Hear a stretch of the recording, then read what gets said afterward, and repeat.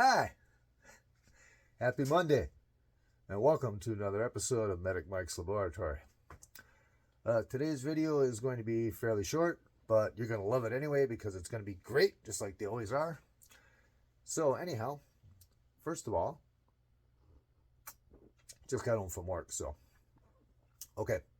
I have some announcements to make, some shout-outs to make that I promised to do that I haven't done yet, that I should take care of before I forget. I also want to show you the next project, next long-term project, similar to the AT custom helicopter that I did a while back. And also, I have a little questions for my audience. So anyways, thank you guys for watching, and thank you for subscribing as always. And now let's get on to the shout-outs. First one I'd like to make, as I've made before, Jeremy Milford of Pawtucket Platoon.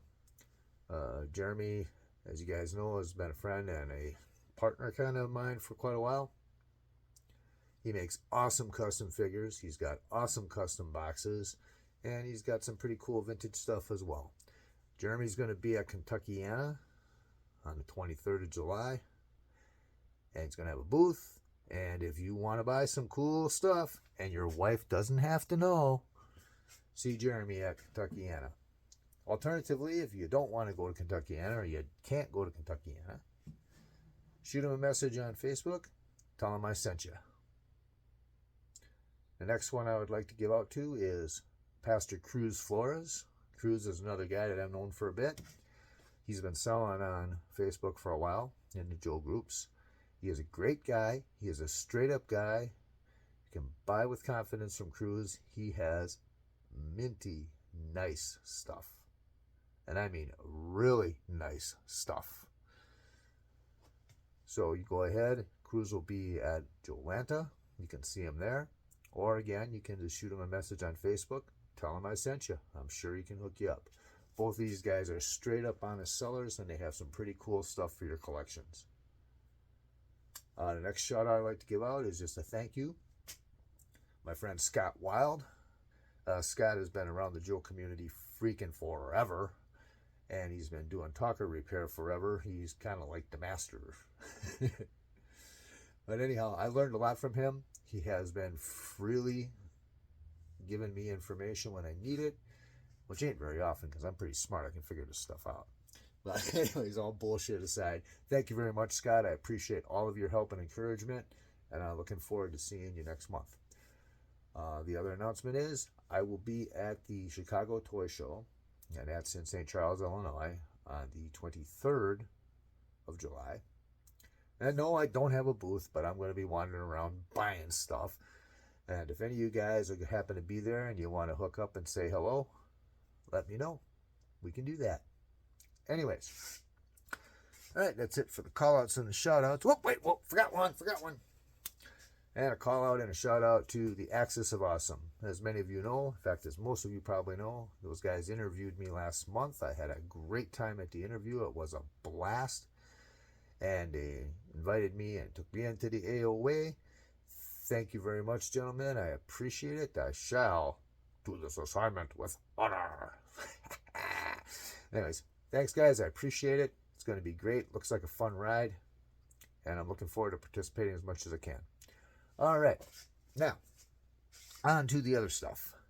The next project is going to be an MSV. We all know what that is, right?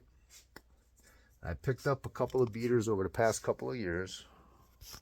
Let me swap the camera around here. You can see I got a couple of them down there, and we got this one here on the bench. Give you a quick primer on the MSV and what it's all about for those who don't know. I'm pretty sure most of you do, but what the heck, it's fun anyway. MSV is a big-ass vehicle. It has... I got to go grab a cab piece to do this effectively. Okay. All right. This is the cab piece. It's got this big dome on it. This one is all scratched to hell. I'm going to have to polish her up. A couple seats. And there's a little piece right there where those 3 holes are. That's a dashboard piece that's missing. And this little coupler here is what holds it to the back of the unit. Connects them together. This is a 3D printed part by Jim Egner. These things always get lost. But anyhow, I reviewed this one a while back, but it works pretty damn good. That's another guy I should shout out to. See Jim for 3D printed parts. This guy is good. He comes up with stuff like this that's hard to find and always missing. I have a sticker set from Kotz for this thing to replace these worn out stickers. The cab doesn't need too much work, just the polishing up of the dome. And obviously new stickers on the control panel and stuff. But this part's in pretty good shape.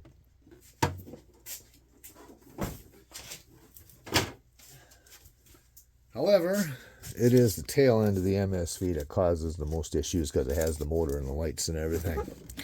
This particular specimen is pretty dirty and it's a bit beat up, but it ain't too terrible. Got both drawers.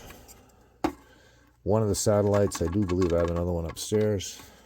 I think Jim 3D prints those too, by the way. Got the maps. They're a little banged up, but a little steam and iron will flatten those out and make them look good again. Battery box, seen better days. We need to clean that corrosion out of there, but none of it appears to be eating into the metal to the point where it's unusable. Control panel pulls out, and there's a seat that comes with it. I do have that as well, but that's upstairs. And Joe sits in front of this control panel on the seat. You know the drill, usual Hasbro thing.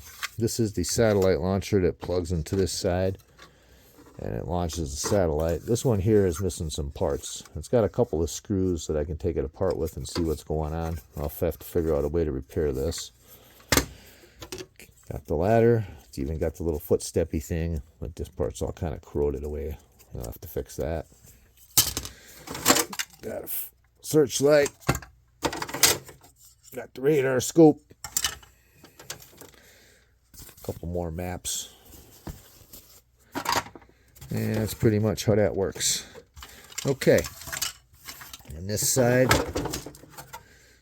is the switch for turning it on and off. The switch feels pretty good. It's got the clicks. You can feel the indents into the various positions. The one that I have upstairs and on display, just the pieces of copper behind here that touch were in such bad shape that they wouldn't make contact anymore. So I replaced that switch with a rotary 4 position. I'll probably show that at some point in the build, but this one I want to try and keep completely vintage. Okay. Now down to the nitty gritty. Come on, get back in there. A little silicone lube will take care of the stickiness here. Okay. If you look inside of here, that box is the control box with the motor and everything for the searchlight and the radar scope. There's a motor in here and a little rotary thing that the searchlight rides on a gear that lights it up and also spins it. You can see the pulley right here on the top. And around this pulley from here to over on this side, I guess I should have left that open. If you look on this side, you see that pulley up there. There is like an elastic rubber band. You can see the remains of it in there that came out from the pulley on the searchlight around to the pulley for the radar scope, make it spin in tandem.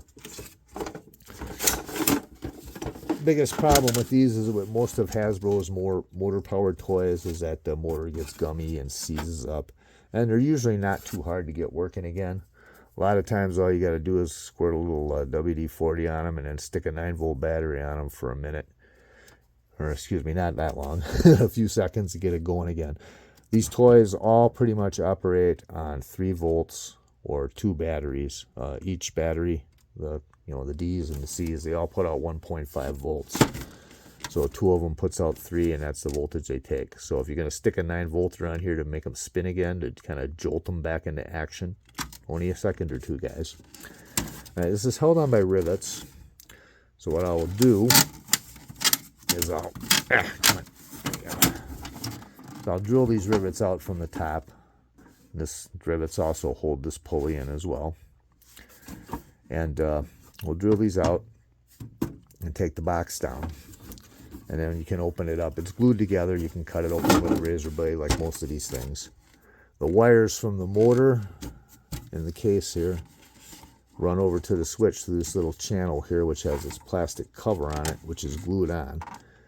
And it's a bitch to get off. So what I'm going to do is I'm going to replace the stuff inside of here and fix the motor and stuff up, make it work. And then if the switch gives me problems, then I'll worry about taking this off and getting at the parts for the switch. Again, going back to this side, you see that plate back there with the wires and the rivets. That's the switch, the back end of the switch plate. And that little clip on the bottom in the middle is what holds the whole thing together. So, it's a quick primer on what's going on with this thing and what we're going to have to do to make her work. Obviously, I'm going to give it a bath before I do anything, really. Filthy, my God, it's filthy. And hopefully at the end here, you guys will all see how this thing works and how to fix them for yourselves.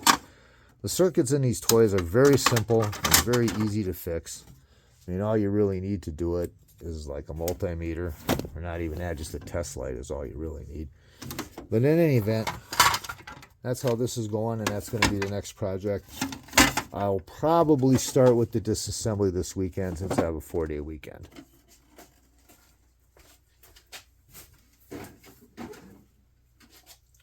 Okay. On to one other thing here before I bid you all adieu. Switcher. Oh, hey, I'm back. Look at that. You can see my pretty face again. Yeah. Damn, I'm handsome. Anyway. Now we have a little audience participation thing going on here. I have a question for you guys. Let's get what I need to show you and we'll ask the question. Anticipation. Here we go. We're going to get the pieces now. Here we go.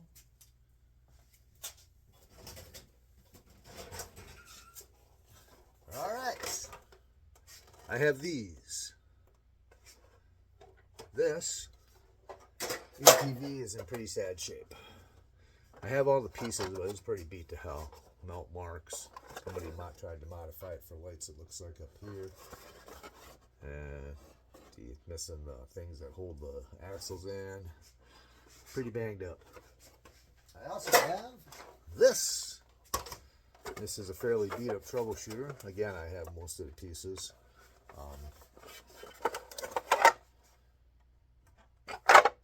The question I have for you guys is, what should they be? I want to modify these, both of them. So I am asking you, should I make two cool vehicles out of them? Should I combine them into one excessively cool vehicle? Should we have a moon buggy and a snowcat? Or should we have whatever? You tell me. Give me some suggestions. I've been brainstorming these for like 6 months and I can't. I've come up with some ideas, but I haven't figured out anything that's sufficiently cool enough to me that I want to go jump and do it. So you guys tell me, what do you think these should be? What should I do with them?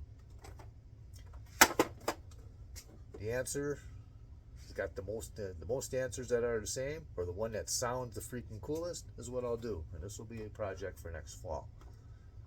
As you can see, I'm trying to plan ahead here a little bit. Yeah? Anyway, I'd really appreciate that if you guys could vote some ideas. And let's see what we can do with these two beater ATVs.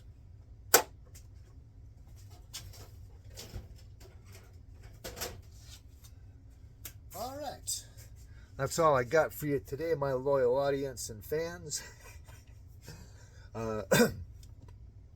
So, I'd like to say again, thank you very much for subscribing. Thank you very much for watching.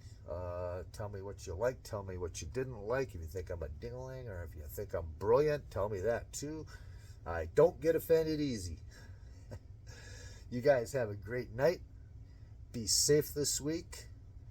And we'll see you again soon on another episode of Medic Mike's Laboratory. Cheers.